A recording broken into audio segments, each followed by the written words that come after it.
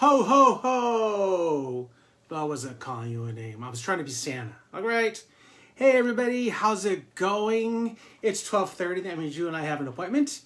It is episode number 75. That's right, 75. And today's quick topic is actually going to be an interesting one, as hopefully they all are, right?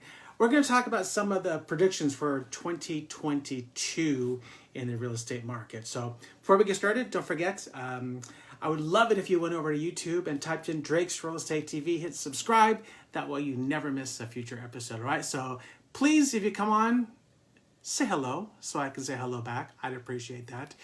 And let's get started. So it's hard to believe that we're actually approaching 2022, right? Yet here we are. It's December. The new year has a lot of people planning for what's ahead financially. And as part of that, you could be wondering, well, are you going to have a chance to buy a home in 2021? Well, 2021 is getting slim, although I've got a lender that can close in 15 days. So if you need to close by December 31st, you need to call me right now. Anyways, so what's coming up for the coming year? Here's some of the predictions. They're saying that it's possible that cities could see a surge again, meaning that people are becoming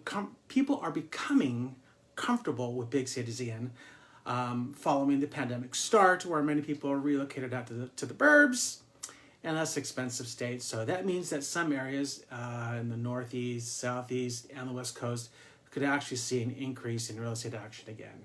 And it's still busy. We really haven't seen that much of a lull. Of course, we don't know what or how the pandemic is actually going to continue to unfold, right?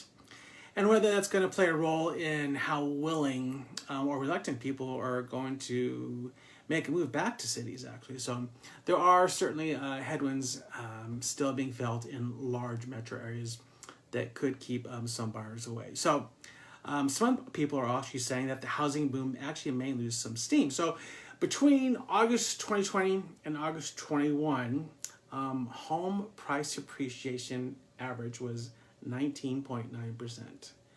That represents a 12-month record. That is insane and is not sustainable. However, some indicators indicate that the boom is losing some steam, although analysts are eager to actually point out that they don't actually necessarily see a crash in the near future. No one's pointing to that. Instead, it looks like there's going to be some seasonality in the cool down, which is typical during the holidays. It also seems that home buyers are finally starting to take a pause against some of these surging prices in the real estate market.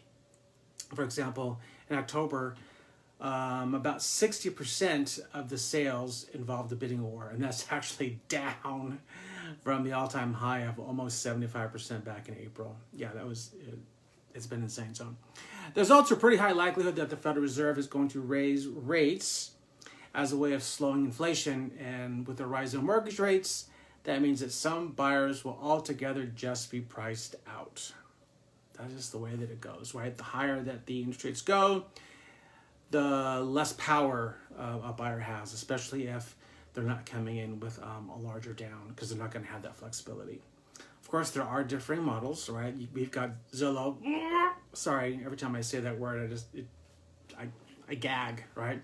And Goldman Sachs are actually predicting that home prices are going to go up significantly between now and October 22. Those people are predicting about 13.6%, and Goldman Sachs is about 16%. So that's still pretty high. Both are citing the ongoing, basically, supply and demand imbalance, especially here in California, in Southern California. It's major.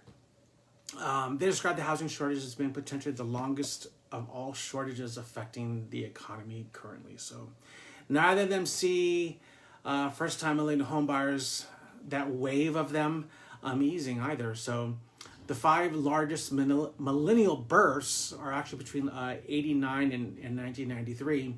These people are coming into age, they're hitting 30 now. So some analysts believe that there's not going to be enough homes for all the future demand. So that could be another first-time issue that we're going to be having. So some forecast models, however, see things a bit different next year.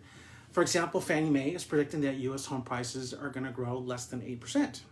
which is sustainable, single digit, right?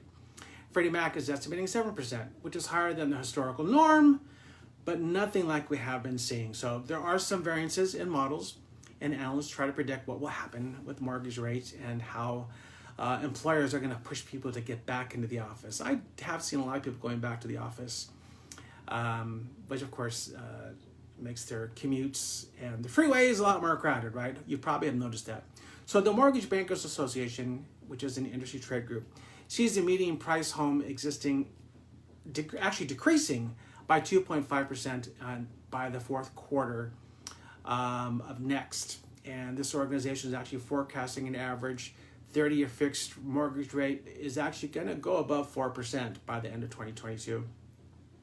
So that would be an additional $90,000 added to the cost of a $500,000 fixed rate mortgage over 30 years. Okay, so even if that predicted price drop were to occur, it still wouldn't be a crash. Okay, U.S. home prices, even in the Mortgage Bankers Association, had the current forecast, it would still be up over 20% from levels before the pandemic. So we don't really know what's coming in the year or what it's going to look like, but most industry experts feel prices will remain somewhat high, although dependent on mortgage rates. So just let me tell you this. If you meet someone and they tell you what's definitely going to happen, just run, because no one really knows. That's what predictions are about. So anyways, that's all I have for you today. That's all I have for you for the year, actually. I hope you guys have a happy Christmas. Please just be kind. Love one another, and as always, don't forget to live, laugh, and love. And I hope you have a fantastic holiday season with you and your loved ones, and until we see each other again in 2022, well, the next move matters. Who are you gonna call? I wanted to say Drake Busters, but Drake for Homes. All right, Merry Christmas, everybody. I'll talk to you real soon. Take care now.